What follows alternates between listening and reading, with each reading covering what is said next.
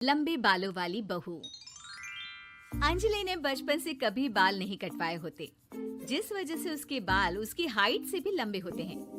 एक दोपहर उसकी मम्मी अंजलि के बाल बांध रही होती है। सुन, लंबे बाल देखने में तो सबको अच्छे लगते हैं, लेकिन जब इनका ख्याल रखने की बात आती है ना, तो कोई तेरे बालों पर मेहनत नहीं करेगा। कुछ समय बाद ससुराल जाएगी, इसलिए क्यों नहीं इन्हें थोड़ा कटवा ले। कैसी बात कर रही हो मम्मी? आप मेरे साथ मेरे बालों पर मेहनत तो करती ही हो, और चाहे कुछ भी हो जाए, अब मैं अपने बाल नहीं कटवा सकती। और आपको वजह तो पता ही है। अपनी बेटी को इतना खुश देखकर उसकी मम्मी आगे कुछ नहीं बोलती। इसके कुछ महीनों बाद ही अंजलि की उत्कर्ष के साथ शादी हो जाती है। तुम्हारे बाल बहुत अच्छे हैं, मेहनत साफ दिखती है। मतलब तुम भी इन पर मेहनत करने के लिए तैयार हो? अरे मुझे क्या मेहनत करनी होगी, चलो जो भी हो बता देना, गुलाम हाजिर हो जाएगा मैडम। पति की बात सुन अंजलि हंस पड़ती है। दिन बीतने लगते हैं, सब कुछ अच्छा चल रहा होता है, लेकिन सिर्फ उसी दिन तक जब तक सिर धोने की बारी नहीं आती। और वो दिन आते ही अंजलि उत्कर्ष के पास जाती है। सुनिए ना, मैं अकेले हेयर वॉश नहीं कर सकती, प्लीज हेल्प कर दो।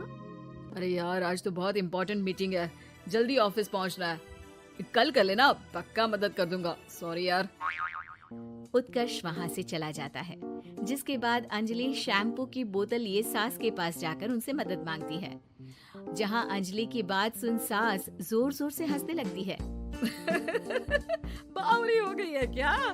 तेरे बाल धोऊंगी, जब अकेले संभाले नहीं जाते तो इतने लंबे बाल किए ही क्यों?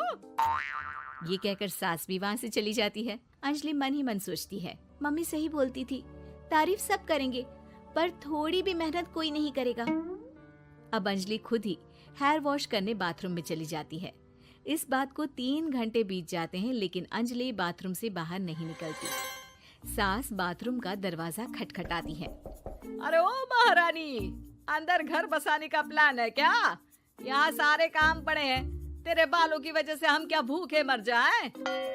सास की आवाज सुन अंजलि अगले ही पल बाहर निकल आती है, लेकिन सही तरीके से सिर नहीं धुलने पर उसके आधे बालों में शैम्पू और बाकी बालों से पानी बह रहा होता है। हाय नास पीटी, इतने घंटे लगा दिए फिर भी इन्हें ठीक से धो कर नहीं आई। अब क्या सारे घर में पानी पानी करती घूमेगी? अरे कहीं मुझे ही ना गिरा दियो। आज तक कभी अपने आप हेयर वॉश नहीं किया, हमेशा मम्मी हेल्प कर देती थी, इसलिए टाइम लग गया।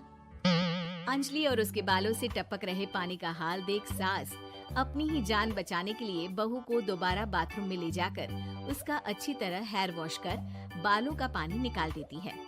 अब जल्दी काम पर लग जा, और मुझे दोबारा इस घर में तेरी जुल्फों का टंटा नहीं चाहिए। सास की बात मानकर अंजलि चुपचाप काम पर लग जाती है।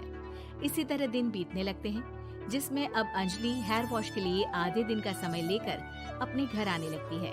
पर सास को इससे भी दिक्कत हो जाती है, जिसके चलते धीरे धीरे अंजलि के लिए अपने बालों का ख्याल रखना मुश्किल होने लगता है।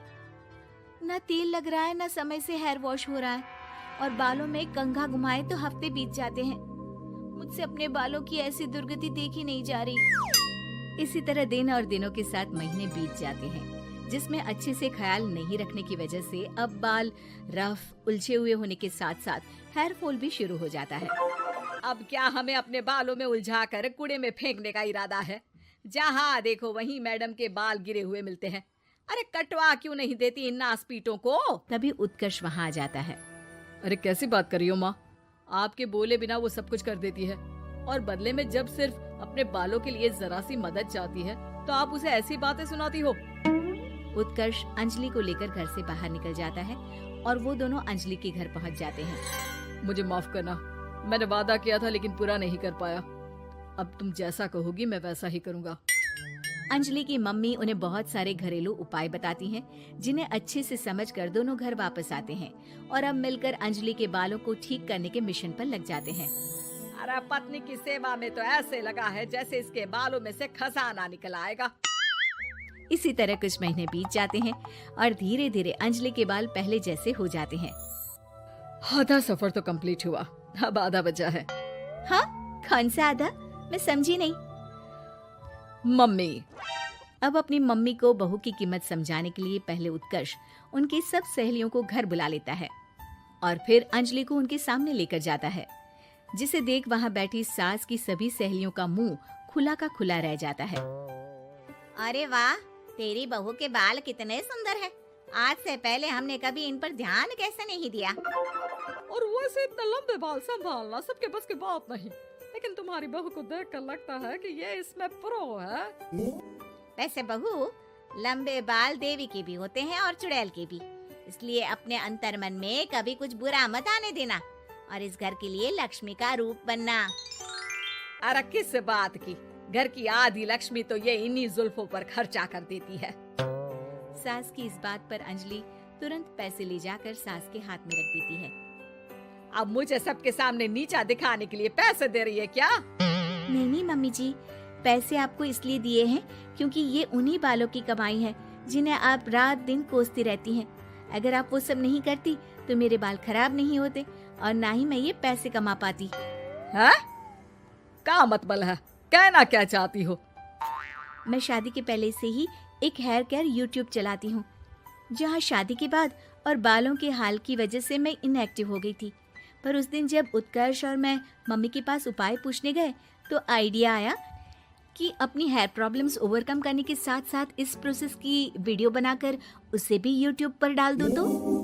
और अंजलि की इस आइडिया से वीडियो हिट हो गई, चैनल के सब्सक्राइबर भी बढ़े, साथ में व्यूज और पैसे भी मिले जो इसने आपको देने के लिए सोचा।